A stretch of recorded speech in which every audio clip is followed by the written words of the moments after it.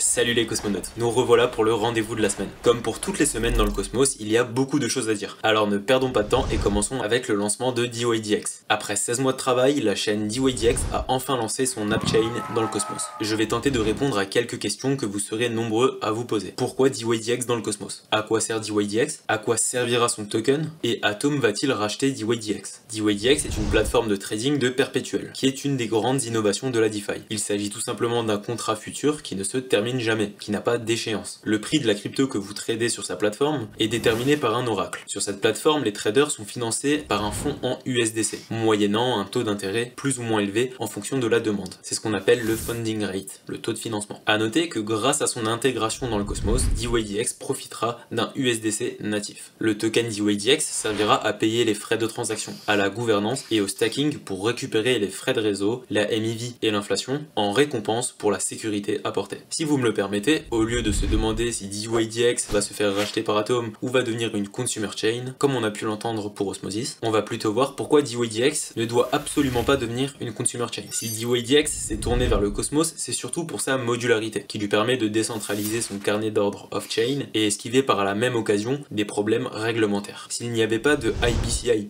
développé par la team d'Osmosis, il n'y aurait pas de DYDX dans le cosmos. IBCI++ permet une quantité de choses dont on est loin d'imaginer l'étendue. Mais dans le cas de DYDX, il va lui permettre, sans intermédiaire de confiance, de décentraliser les trois éléments qui lui sont essentiels pour son application. D'abord, un oracle de prix directement fourni par les validateurs décentralisés du réseau. Ça, on le doit aux développeurs de Terra Luna. Et ce sera aussi repris par Osmosis à l'avenir. Avant le Cosmos, DYDX devait faire confiance à un fournisseur de données comme Chainlink. Deuxièmement, la stack Cosmos lui permet de faire tourner son carnet d'ordre off-chain, mais par les validateurs là aussi, ce qui le décentralise là où dans la précédente version, c'est la DYDX Company qui était le seul acteur. Donc tout dépendait d'une entreprise, c'est exactement ce qu'on veut pas. C'est pour cela que DYDX avait besoin de passer dans sa version 4 qui est aujourd'hui live. Le troisième élément essentiel à un marché perpétuel qui ne veut pas être victime de son succès, c'est limiter la mauvaise MEV et si possible de profiter de la bonne MEV. C'est la mission de Skip depuis leur arrivée dans le Cosmos. Si avant Cosmos, DYDX et ses utilisateurs étaient victimes de l'extraction de valeur par l'arbitrage on-chain des validateurs d'Ethereum, aujourd'hui cette même MEV profitera aux stakers de DYDX et supprimera la crainte des utilisateurs. DYDX a délégué énormément de responsabilités aux validateurs avec leur spécialisation et modifie son consensus sur demande avec IBCI++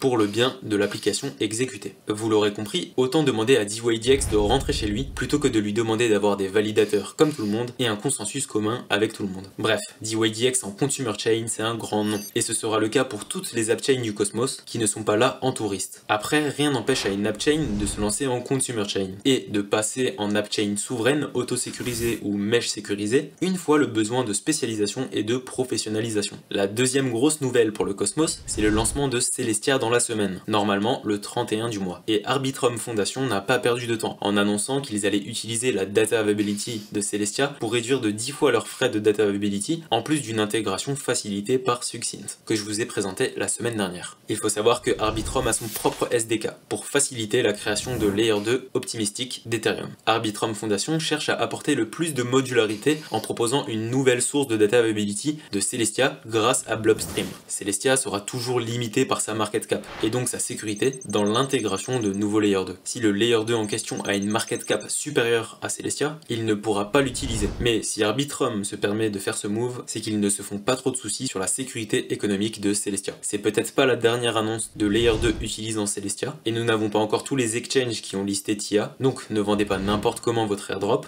même s'il semblerait que ce soit le plus gros airdrop de l'histoire du Cosmos. Ensuite, nous avons eu une proposition de Logi Zaki Manian qui souhaiterait une réduction du taux d'inflation maximum à 10%. L'inflation est actuellement à 14% avec une limite maximum à 20%. L'objectif des 66% d'atomes stakés étant passé, l'inflation réduit dynamiquement. D'après Zaki, réduire les rendements de stacking inciterait à l'utilisation de la DeFi avec des ST Atom en utilisant LSM. D'un autre côté, cela réduirait aussi la croissance de la community pool, qui est l'un des outils les plus puissants du hub. On reviendra dessus pour comprendre pourquoi. Mais c'est pour cela qu'une deuxième proposition distincte visera à modifier le taux d'inflation alloué à la pool communautaire. En début de semaine, l'Atom Accelerator DAO, qui je vous le rappelle est le meilleur, si ce n'est l'unique représentant des intérêts du token Atom, nous annonce le 6e batch de grant. Avec, pour commencer, des outils qui permettront aux stakers d'Atom de récupérer les revenus de l'ICS automatiquement en ST Atom, plutôt que d'avoir des neutrons par-ci, des strides par-là. Pas mal de choses pourront être mises en place pour faciliter la vie du staker. D'ailleurs, on vous prépare une vidéo qui sortira la semaine prochaine pour qu'on voie ensemble les précautions que le staker d'Atom doit prendre. Parce que tout ça, ça sent à plein nez un nombre d'autorisations et de nouvelles signatures à faire avec vos wallets. Et des acteurs malveillants saisiront l'opportunité de vous appâter avec une fausse réplique de Ilmos dans ce cas-ci pour vous soutirer des fonds. L'Atom Accelerator permet aussi à des développeurs ou étudiants en université de découvrir le Cosmos avec un programme d'intégration sur 6 mois. Ces initiatives sont très importantes. Mais le meilleur de tout pour la fin, on a l'Atom Accelerator DAO qui supporte l'équipe TimeWave pour construire Covenant V2. Il s'agit tout simplement de la deuxième meilleure fonctionnalité d'Atom 2.0, juste après Interchain Scheduler, qui est devenu ce qu'on appelle aujourd'hui le Megablock, développé par Informal. L'Interchain Allocator est quant à lui devenu ce fameux Covenant.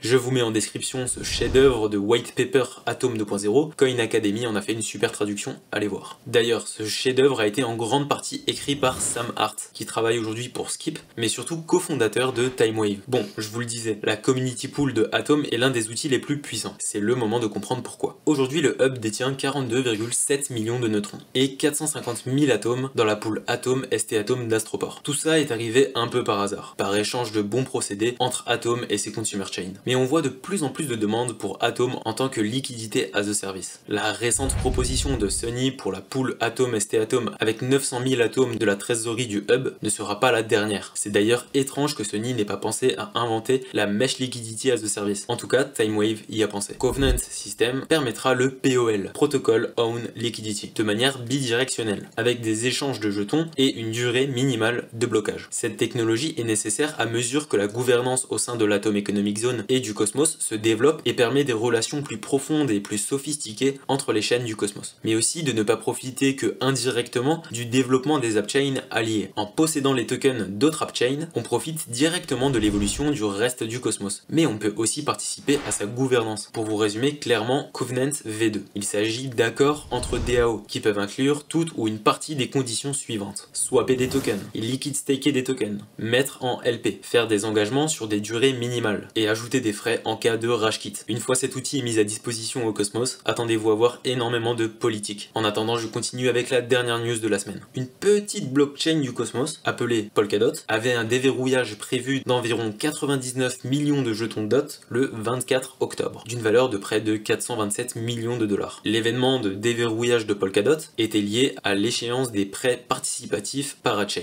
Dans le cadre des enchères de Moonbeam ou Astar Network, qu'on retrouve aujourd'hui chez Polygon, ou Picasso qu'on retrouve aujourd'hui dans le Cosmos, ces Parachain ont obtenu leur place en verrouillant les jetons DOT jusqu'à 96 semaines. Beaucoup de ceux qui sont dans le Cosmos sont passés par Polkadot. Alors n'oublie pas de récupérer tes DOT si tu as participé au Parachain. Grâce à Picasso, tu as accès à un bridge nommé Centauri qui te permet de rapatrier tes DOT blessés au combat chez Osmosis. Voilà, c'est tout pour cette semaine les cosmonautes. Merci d'avoir regardé jusqu'au bout. Je vous dis au week-end prochain pour ne pas rater le rendez-vous de la semaine du Cosmos. Ciao les cosmonautes.